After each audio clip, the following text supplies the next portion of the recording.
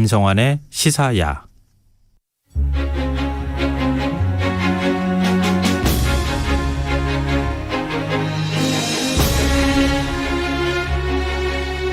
설탕을 많이 먹는 게 건강에 좋지 않다는 얘기 다들 아실 겁니다. 오죽하면 올해 초에 국민 건강을 위해 술이나 담배처럼 설탕이 많이 들어간 음료에도 세금을 부과하자는 이른바 설탕세 논쟁이 불붙기도 했는데요. 최근엔 탄산음료나 과일 주스처럼 설탕이 들어간 음료를 일주일에 3번 이상 마시는 남성이 그렇지 않은 경우보다 심혈관 질환에 걸릴 위험이 높아진다는 연구 결과가 나오기도 했습니다.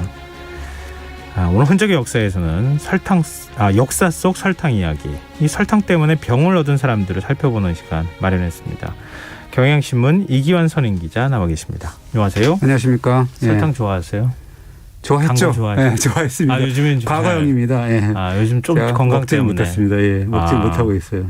아직도 설탕이 탄산음료가 아직도 좋기도 하고 그런데 좀 우리가 입에 쓰는 음식은 몸에 좋다 이런 말이 있잖아요. 설탕은 좀 아무래도 조심해야 되는 거죠. 그렇습니다. 그래서 제가 본격적으로 말씀을 드리기에 앞서서 몇 분을 거론할 텐데 무슨 공통점이 있는지 한번 알아맞혀 보십시오. 세종대왕, 그다음에 로큰롤의 제왕인 엘비스 프레슬리, 전설적인 야구스타인 제키 로빈슨, 그다음에 어니스트 헤밍웨이, 그다음에 토마스 에디슨, 아놀드 토인비, 넬슨 만델라 이런 분들이 있는데요. 공통점 혹시 전혀 연결은 안 되는데요. 예. 이럴 땐 눈치로 잘 설탕 이야기했으니까 네. 설탕과 관계된 병이 아닌가 생각이 되는데 이분들이 모두 당뇨 환자였다라는 건데요. 네.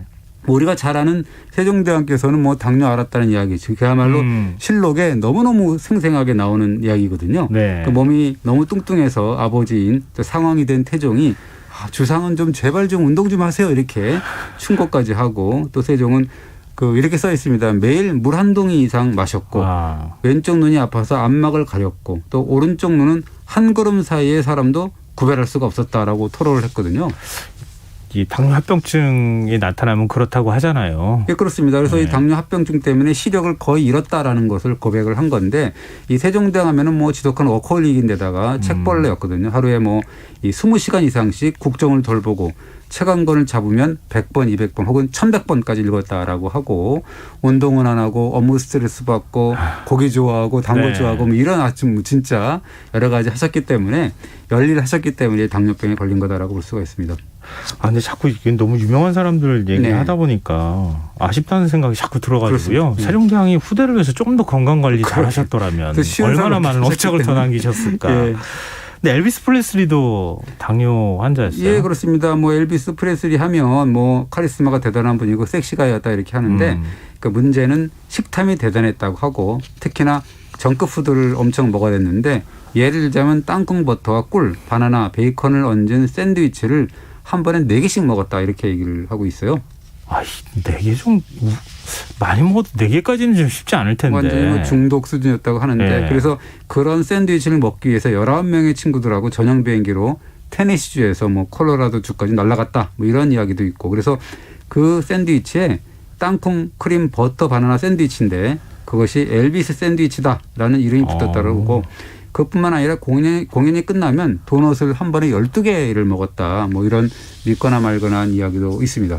근데 우리 스트레스 받으면 단 거 먹는다는 얘기 하잖아요. 좀 그렇죠. 그거랑 비슷한 것 같은데. 아무래도 공연 스트레스 이런 게 큰 것 같긴 한데요. 그러니까 돼지고기 요리를 하루에 1.2kg 먹었다. 2건인데요. 그리고 달걀 6개로 만든 오믈렛, 베이컨 1파운드, 고구마 파이, 그다음에 버터밀크 비스킷, 그다음에 마시멜로에 초콜릿을 끼운 문 파이 등에서 그것을 오로지 한 끼 식사로 먹었다라는 거고, 사탕, 아이스크림, 햄버거, 감자칩 이렇게 아이들이 즐기는 음식들을 무척 좋아했는데 과하게 기름지고 지나치게 달고 또 엄청난 칼로리를 가진 그걸 정크푸드라고 하잖아요. 이런 것들이 이제 엘비스가 폭식했던 음식들이었다라고 합니다. 이런 음식 탓에 훌륭한 음악들을 많이 남겼나요? 근데 역시 또 마찬가지네요. 조금 더 건강관리 했더라면 하는 아쉬움이 남네요. 그렇습니다. 그래서 결국엔 100kg가 넘는 뚱보로 변했고, 생전에 고혈압, 당뇨병에서 각종 성인병에 시달렸고, 결국 42살에서인데 화장실에서 이제 시신으로 발견됐는데 부검을 결과를 봤더니 엘비스 프레슬리 위 속에 아이스크림 4국자가 나오고 또 초콜릿 범벅인 비스켓이 6개가 나오고 진통제와 수면제가 가득 찼다. 뭐 이런 진짜 정말 아이고. 믿거나 말거나 한 이야기 같은 그런 이야기들이 나오더라고요. 근데 세종대왕하고 엘비스 얘기도 했지만 네. 또 다 앞서 얘기하신 그 유명인들이 또 누구 있죠? 그렇습니다. 그래서 흑인 최초로 명예전당에 헌액된 야구 스타 제키 로빈슨, 이분은 심장마비 때문에 1972년에 세상을 떴는데 예. 당뇨병 때문에 거의 앞을 볼 수 없었다라고 하고요. 그다음에 쿠바의 다이키리 칵테일을 사랑했던 그 소설가 어니스트 해밍웨이 뭐 이런 예. 분하고, 그다음에 이 남아공 최초의 흑인 대통령인 넬슨 만델라, 이분도 이제 당뇨 환자였다라고 합니다. 당뇨 환자분이 우리나라에도 많이 계시잖아요. 제 주변에도 그렇습니다. 계시는데, 근데 그 당뇨라는 병의 이름은 소변에서 당이 나온다. 그래서 예. 생긴 거예요?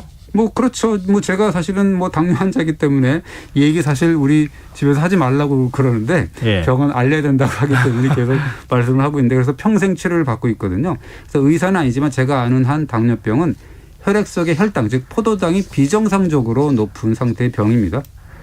근데 원래 포도당 우리 몸의 에너지원이잖아요. 그렇습니다. 포도당이 세포 하나하나에 들어가서 에너지원이 돼야 하는데, 이런 포도당이 우리 몸의 각 세포에서 흡수가 되려면 인슐린이라는 호르몬이 필요한데, 그런데 인슐린 분비가 원천적으로 작동이 안 되거나 네. 혹은 당분이 많은 음식을 너무 많이 먹어서 혹은 과체중 등으로 해서 인슐린이 과부하에 걸리면 작동에 문제가 생기고, 그러다 보니까 당이 흡수가 되지 않고, 네. 그러니까 혈액 속에 남아서 빠져나오게 되고, 그러니까 피 속에 당이 과다하게 섞여서 끈적끈적한 소변이 나오게 되는 그런 현상이 되는 거죠.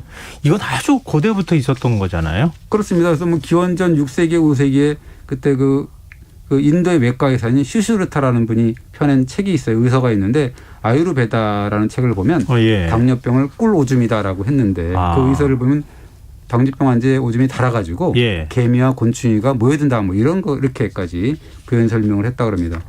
그럼 기원전 5, 6세기에도 당뇨병이 있었는데 네. 설탕을 그 당시에는 그렇게 마음 놓고 먹을 수가 없었잖아요. 예전에는 벌꿀이나 야생에서 이게 출출할 수 있는 그런 단 것을 먹었겠죠. 예. 그러다가 6, 7세기에 인도 동부의 벵골인들이 사탕수수를 쪄가지고 거기 채취한 당즙을 조련해서 이제 결정체를 만들었는데, 그것이 바로 이제 정제의 설탕이거든요. 그것이 삽시간에 유럽을 거쳐서 세계로 퍼지게 된 거죠. 아, 그럼 설탕은 인도에서 시작된 거예요? 그랬다고 뭐 그렇게 나오더라고요. 예. 근데 단맛에 이렇게 한번 중독되니까 네. 그 다음에는 뭐 계속 단 거를 찾게 되잖아요. 그렇습니다. 그래서 이게 중독이 되는 거죠. 그래서 12세기 비잔틴 제국 황실에서 그 해열제로 설탕에 절인 장미꽃을 처방을 했다라고 하고, 결핵 치료제로도 필수적인 약품이었다라고 하고, 이탈리아 의학 교재를 보면 설탕은 열병, 기침, 가슴병, 까칠까칠한 입술, 위장병 등의 효과가 있다라고 적혀 있고, 심지어는 패스트까지도 뭐 설탕이 효과가 있다라는 이야기가 있었습니다. 그냥 만병통치약 취급을 받은 거네요. 그런 것 같아요. 그래서 11세기 아라비아 의학자인 이븐 시나가 설탕 과제야말로 만병통치약이다라고 얘기를 했고요. 16세기 이후에 유럽에서는 더 이상 손 쓸 수 없는 절망적인 상태를 얘기할 때 설탕 떨어진 약방 같다 뭐 이런 이야기를 한 거죠. 우리도 뭐 그렇게 이브 있잖아요. 뭐 예. 무슨 뭐 빠진 뭐라고 하는데. 예. 그래서 이제 설탕이 세계 식품으로 발돋움하고 막 그랬는데, 또 그런 데는 신학자인 토마스 아퀴나스의 역할이 또 굉장히 컸다라고 합니다. 왜 신학자의 역할이 커요? 이게 이제 13세기 때인데, 당시에는 크리스트교에서 정한 단식 기간에 설탕을 먹는 것이 과연 이것이 율법 위반인가 아닌가라는 논쟁이 벌어졌다고 합니다. 그때 이제 토마스 아퀴나스가 설탕은 식품이 아니라 소화 촉진용 약품이다라고 규정을 했다 그래요. 이제 그때부터 설탕이 어엿한 식품으로 대량 공급이 됐고, 차, 커피, 초콜릿, 담배 이런 것들은 사실은 한때는 먹으면 안 되는 그런 그 죄악이다라고 여겨지기도 했었거든요. 워낙 중독성이 강했기 때문에. 네. 그런데 설탕은 토마스 아퀴나스 같은 그런 저명한 신학자의 보증까지 받았기 때문에 타락이니 죄악이니 하는 이런 비판에서 벗어났던 거죠. 아무래도 그렇게 먹으면 안 된다는 얘기가 자꾸 나오는 거는 네. 설탕에 대한 중독성은 굉장히 강한데 굉장히 비싸서 그랬던 건 아닐까 생각도 들거든요. 그러니까는요. 이게 값 비싸고 맛 좋지만 값 비싼 네. 건강식품으로 자리매김했는데, 그래서 이게 왕후장상이라고 하잖아요. 왕족, 귀족, 재상 이런 분들의 신분 과시용 상품이 됐다라고 하고, 영국의 엘리자베스 1세 같은 경우는 얼마나 설탕을 좋아했는지 이빨, 치아가 모두 썩었다라고 하고, 그래서 이제 영국에서는 설탕 간식 부분에서 선구자적인 역할을 했고, 특히나 17세기 이탈리아에서 이제 아이스크림이 들어왔을 때는 영국인들이 그야말로 열광을 했다라는 기록이 있습니다. 나 설탕 먹는 사람이야 이렇게 얘기하고 다녔다는 거잖아요. 그게 신분을 상징하는 것이겠죠. 아이스크림이 그랬다 그러는데 사실 네. 이 아이스크림이라는 게 원래 중국에서 기원전 3000년부터 뭐 이 눈이나 얼음에 과일이나 꿀을 첨가해서 먹었다고 하는데 그런데 이제 1292년에 마르코 폴로가 그 중국에서 얼린 예. 뭐 우유의 배합법을 배워가지고 이탈리아에 도입을 했고 16세기 초에 얼음을 혼합해서 냉동시키는 기술이 생기면서 이제 아이스크림이 전성기를 이뤘다고 하는데요. 1533년에 이탈리아 피렌체 명가인 메디치가의 딸이 있어요. 예. 까트린이라는 사람이 프랑스의 왕인 앙리 2세와 결혼하게 되면서 이 아이스크림 제조법이 프랑스를 거쳐서 또 유럽 전체로 전파되고요. 지금도 이제 뭐 엄청나게 많은 사람들이 또 여름이 되잖아요. 아이스크림 많이 먹게 되겠죠. 근데 오늘 굉장히 흥미로운 역사 얘기를 해주시네요. 네. 설탕은 인도에서 시작돼서 네. 전파가 됐고 네. 지금 아이스크림은 중국에서 시작된 것이다. 지금 우리가 기원이 그렇다고 기원을 굳이 뭐 따지자면 그렇습니다. 네. 근데 설탕 나중에 차와 커피에 많이 타서 마시게 되잖아요. 예, 그래서 그것도 이제 영국인들이 유행시킨 건데 떫은 차, 뭐 차가 좀 떫잖아요. 그리고 홍차는 주로 그렇잖아요. 예, 그리고 커피는 또 쓰고 그러면 네. 거기에 설탕 타서 먹는 것 그것도 이제 멋이라고 봤던 건데 나중에는 커피하우스가 생겨서 점잖게 설탕 넣은 커피를 먹고 고담 준론을 논하는 일이 유행했는데 이것이 이제 커피숍이라든가 다방이라든가 카페 이런 거에 원조가 됐다고 합니다. 나중에는 정말 힘든 운동, 세탁부들이 힘들었다고 하는데 그 사람들이 이 설탕 넣은 달콤한 차 한 잔 이것이 이제 지친 몸과 마음을 달래주는 기호품이 됐다고도 하는데요. 네. 그런데 이 달콤한 설탕 속에서 정말 어두운 인류의 역사가 녹아있다라는 이야기가 있더라고요. 그 건강 문제요? 뭐 당연히 건강도 문제가 되지만 더 근본적인 문제가 있었다라는 건데요. 원래 그 사탕수수의 재배, 가공, 제당 등의 공정은 굉장히 일사불란해야 되고 엄청난 노동력이 필요하게 된다 그래요. 그리고 이 엄청나게 큰 또 용광로가 있어야 되고 네. 거기서 설탕을 끓여야 되고 그러기 위해서는 또 땔감이 필요하고 네. 이러기 때문에 굉장히 많은 또 노동이 필요하다 그러는데 신대륙이 개척한 후에 사탕수수 재배지로 이제 낙작된 곳이 바로 이제 서인도 제도 우리가 카브리아라고 하는 그 국가들인데요.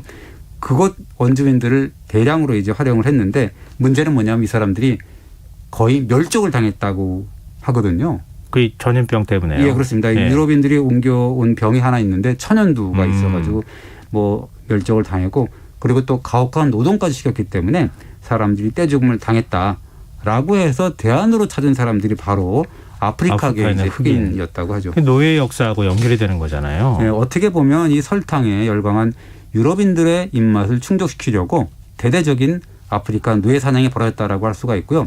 16에서 19세기 사이에 카리브해, 브라질, 미국 남부의 사탕수수 농장으로 끌려간 흑인 노예가 자그마치 1,300만 명에 달했다고 하거든요. 생각해 보면은요, 한참 일할 나이잖아요. 그런 그렇죠. 젊은이들이 아프리카에서 다 빠져나갔으니까 아프리카는 어떻게 되겠습니까?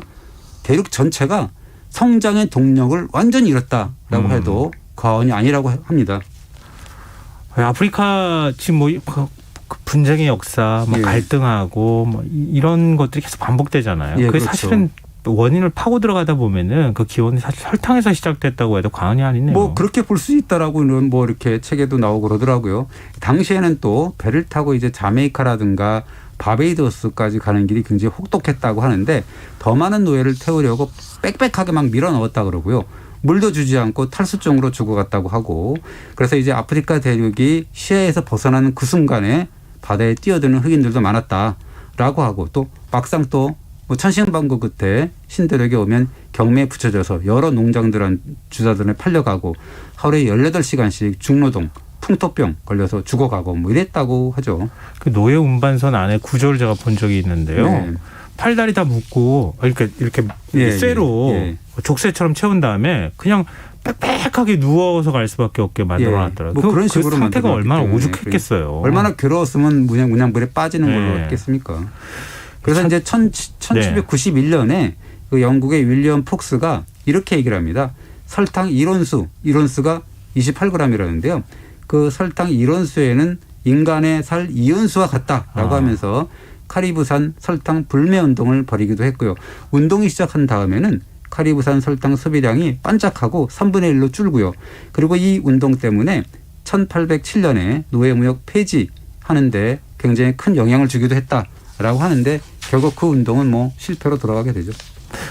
근데 설탕 우리나라에 언제 처음 들어온 거예요? 이게 설탕이 언제 들어왔는지 이게 그 어쨌든 18, 19세기 실학자인 이규경이 이런 글을 남깁니다. 이 사이에 국내에서 설탕을 먹는 사람들이 많은데 유독 나만 없다. 굉장히 비싼 음식인데 하면서 입맛을 다시는 그런 저희 기록이 나오더라고요. 네. 당시에 이제 일본 나가사키나 오키나와로 오가는 이제 네덜란드 배들이 있었잖아요. 네. 그 배들이 이제 조선에 필요한 일이 생겼는데 배를 수색해 보면은 뭔가 정제되지 않은 흑당이 나왔다고 하거든요. 아마도 이규경은 그 맛을 본 것 같아요. 굉장히 그 맛을 봤는데 뭐 이렇게 굉장히 많이 먹을 수는 없으니까 네. 맛있었죠. 근데 이제 많이 먹을 수는 없으니까 아 정말 점입 가경의 맛이었어라고 하면서 더 먹고 싶은데 없어라고 이제 뭐 입맛을 다셨다라고 볼 수가 있죠. 아, 당시에 단맛이라고 하면 꿀밖에 없었을 텐데 그 신기하게 그렇죠. 생긴 설탕 맛을 봤으니 뭐 얼마나 어렸을 더 때 먹고 싶겠어요. 주전자에 설탕물 이렇게 타가지고 마신 기억 나세요? 저는 기억나는데. 아니 뭐 찐빵을 먹어도 찐빵 네. 겉에 설탕을 핥아 먹었지 찐빵을 잘 안 먹었어요. 그 주전자에 커피가 이렇게 주전자에 커피 이렇게 해서 이제 설탕을 타먹게 되는데 아마 그거는 그 뭐 이렇게 원조품이 아니었나 생각이 드는데 어렸을 때부터 중독이 된 것 같고 1960년대에 보면 삼립빵이라든가 크림빵 그다음에 5원짜리 아이스 깨끼 있었거든요. 이렇게 통에 팔고 막 이런 게 있었는데 예. 아, 기억나요. 그 카스테라. 소금 넣어서 얼음조마에 얼음주머니 넣고 막 예. 그랬죠. 막 이렇게 짊어지면서 가서 팔고 그랬던 거죠. 카스테라 같은 것도 정말 먹고 싶죠. 지금 먹고 싶지만 저는 못 먹습니다. 예. 아, 참.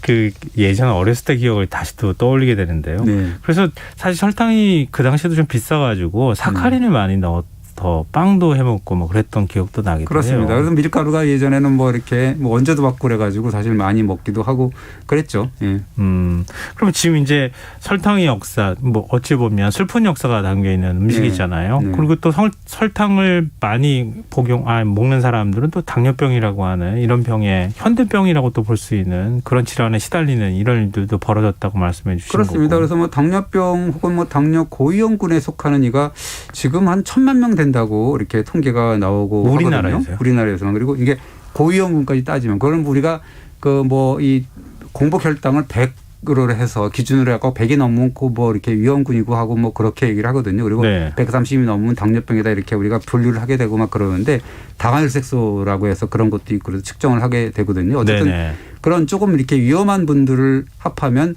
1,000만에 이른다라고 하고 전 세계적으로는 제가 보니까 그 한 4억 명이 넘고 5억 명 가깝다 뭐 이렇게까지 이제 통계가 나와서 그렇게 하더라고요. 그리고 그 이 사자성어 중에 예. 감탄고토라든가 네. 고밀복검 그다음에 감언이설 뭐 이런 사자성어 아시잖아요. 그죠? 예. 네. 많이 쓰기도 하고 그러잖아요. 근데 이제 영어에서는 어떻게 보면 달콤하다는 게 이제 스위트라고 볼 수가 있는데 이런 사자성어를 보더라도 동양에서는 이게 나쁜 말이거든요. 고밀복검, 감언이설, 그다음에 감탄고토라는 건 뭐 닮은 뱉고 뭐 쓰면 이런 거잖아요. 그리고 예. 고밀복검은 그 안에 그 되게 그 입으로는 밀가 이게 굉장히 단 걸 얘기를 하면서 속으로는 속에는 이제 칼을 푼 그런 거고 네. 감언이설이라는 건 다 아시고 뭐 이러는 건데 굉장히 그 좋지 않은 사자성어지 않습니까? 예. 그래서 어떻게 보면 동양에서는 이런 단맛의 함정을 어떻게 보면 더 이렇게 많이 알고 있었다. 뭐 이런 느낌이 좀 드는 거예요. 나쁜 의미의 어떤 사자성어를 만들었기 때문에 그래서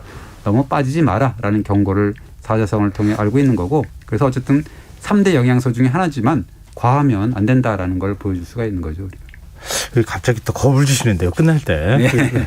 일단 너무 단맛을 많이 중독돼서 많이 드시다 보면은 사실 병에 걸릴 수도 있으니까 좀 우리가 절제할 필요는 있을 것 같아요. 그렇습니다. 네. 알겠습니다. 오늘 흥미로운 설탕의 역사에 담긴 이야기 들려주셨습니다. 흔적의 역사 경향신문 이기환 선임 기자와 함께했습니다. 오늘 말씀 고맙습니다. 네, 감사합니다. 오늘 모바일 상품권 당첨자는 홈페이지 공지사항에서 확인하실 수 있습니다. 끝곡으로 박정현의 달아요 띄워드리면서 김성환의 시사야 오늘 순서 모두 마치도록 하겠습니다. 전 내일 밤 다시 찾아뵙겠습니다. 고맙습니다.